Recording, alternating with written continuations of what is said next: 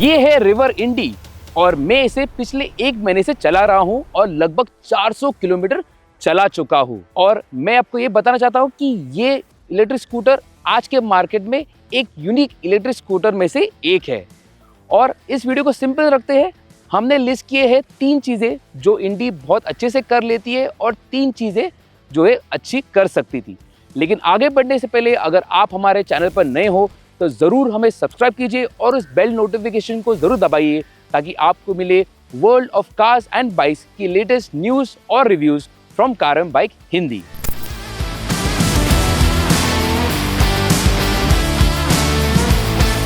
चलिए शुरुआत करते हैं उस चीज से जिसके कारण इंडी बहुत ही अलग लगती है, वो है इसकी डिजाइन। ये बोल्ड है, चंकी है और काफी क्वर्की भी है। लेकिन इंटरेस्टिंग बात ये है कि ये सब कुछ सिर्फ दिखावा नहीं है, सब कुछ का कुछ पर्पस है, कुछ एप्लीकेशन है जो बहुत ही बढ़िया है। 43 लीटर्स की अंडरसी स्टोरेज, काफी बड़ी और जेन्युइनली यूजेबल 12 लीटर की लॉकेबल फ्रंट स्टोरेज जहां पर आप फोन, वॉलेट और बाकी वैल्यूएबल्स आसानी से रख सकते हो। वाइड फ्लोर बोर्ड, काफी यूजेबल स्पेस के साथ इवन स्लाइड आउट पेग्स भी मिलते हैं। सैडल स्टेज जहां पर आप एक्स्ट्रा लगेज को भी माउंट कर सकते हैं और साइड मैश होल्डर्स जो एक काफी यूनिक टच है इस सेगमेंट के लिए।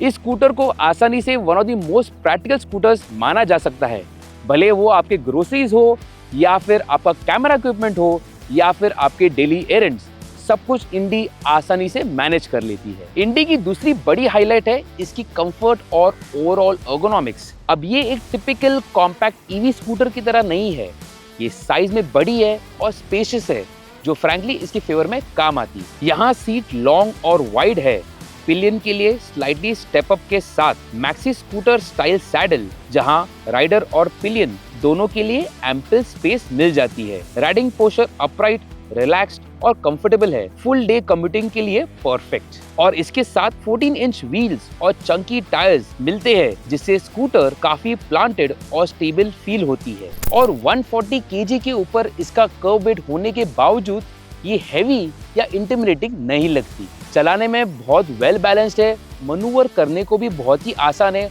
और एक बार आपको इस स्कूटर की आदत पड़ जाती है तो आपको इसका वेट भी फील नहीं होता। और लास्टली इसका परफॉर्मेंस और राइड एक्सपीरियंस। स्पेक वाइज ये कोई बहुत फास्ट वाली ईवी नहीं है जो यूजुअल यूएसपी होता है इलेक्ट्रिक स्कूटर्स का, लेकिन जो पावर और एक्सेलरेशन मिलता है उसका बैलेंस बहुत ही सॉर्टेड है। पावर डिलीवरी स्मूथ, एडिक्वेट और प्रोग्रेसिव है। थ्रॉटल कैलिब्रेशन ऑन पॉइंट है, कोई जर्क्स या सडन सर्ज नहीं होता। इस वजह से ट्रैफिक और नैरो लेन्स में चलाना काफी इजी हो जाता है। और यहाँ पर आपको 3 राइड मोड्स मिलते हैं, लेकिन उसमें से जो मिडिल वाला राइड मोड है वही सबसे बेस्ट है।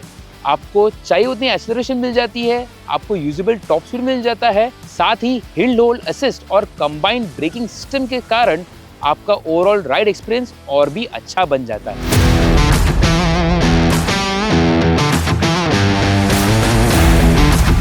और अब बात करते हैं ड्रॉबैक्स की, और ये पहली वाली जेन्युइनली एनोइंग है।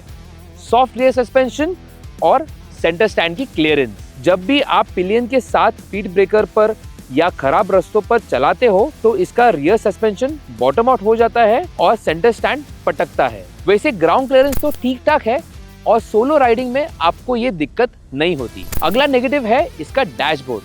अब फंक्शनली इसमें कोई भी प्रॉब्लम नहीं है, पूरी तरह से अच्छे से काम कर लेता है, आपको सारी इंफॉर्मेशन भी मिल जाती है और सनलाइट में भी आप आराम से इसका डिस्प्ले पढ़ सकते हो। लेकिन दिखने में थोड़ा बेसिक लगता है। 6 इंच का नेगेटिव डिस्प्ले बाकी स्कूटर के प्रीमियम और रगेड फील को मैच नहीं करता। अगर एक हायर वेरिएंट के साथ कलर टीएफटी डैश ऑफर किया रहता तो ओवरऑल एक्सपीरियंस और भी बेहतर हो जाता। और तीसरी बात आती है इसकी रेंज और लिमिटेड डीलरशिप नेटवर्क की। वैसे तो पेपर पर इको मोड आपको डिसेंट रेंज ऑफर करता है, लेकिन रियल वर्ल्ड में चलाने के लिए उस मोड में कुछ मजा नहीं आता। इसका कारण है इसकी लिमिटेड टॉप स्पीड और एक्सेलरेशन। ज्यादातर तो मैंने इस स्कूटर को राइड मोड में चलाया है और यहाँ रियलिस्टिकली अराउंड 80 किलोमीटर्स का यूजेबल रेंज मिलता है और 80 किलोमीटर्स पर आवर का टॉप स्पीड भी मिलता है, जिसके साथ आप आसानी से ओवरटेक भी कर सकते हो। वैसे बुरा तो नहीं है, लेकिन बेहतर तो जरूर हो सकता था ताकि आपको रेंज एंजाइटी ना हो। और दूसरी बात आ जाती है इसकी डीलरशिप नेटवर्क की। रिवर अभी एक नया ब्रांड है और आउटलेट्स लिमिटेड है, तो सर्विस और एक्सेसिबिलिटी लोकेशन के हिसाब से ये कंसर्न हो जाता है। एक एग्जांपल दे तो जैसे मुंबई में अभी रिवर का एक भी आउटलेट नहीं है, तो सर्विस के लिए आपको पुणे के डीलरशिप को कांटेक्ट करना पड़ता है, जो अभी के लिए एक मेजर ड्रॉबैक कही जा सकती है।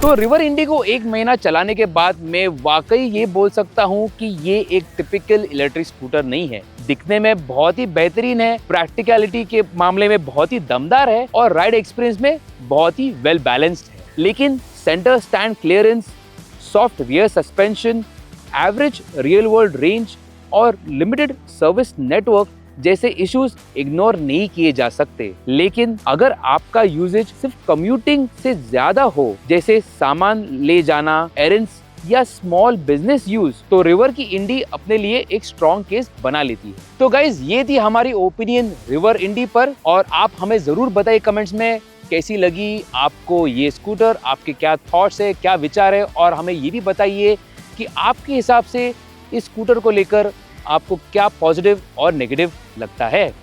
आशा है आपको ये वीडियो बहुत ही हेल्पफुल रही हो, और अगर वैसी बात हो तो ज़रूर इसे लाइक कीजिए और शेयर कीजिए आपके दोस्तों के साथ, स्पेशली उनके साथ जो इस स्कूटर को खरीदने का सोच रहे हैं। मैं हूं जनक और आपको मिलूंगा अगली वीडियो में। Thank you for watching car and bike Hindi.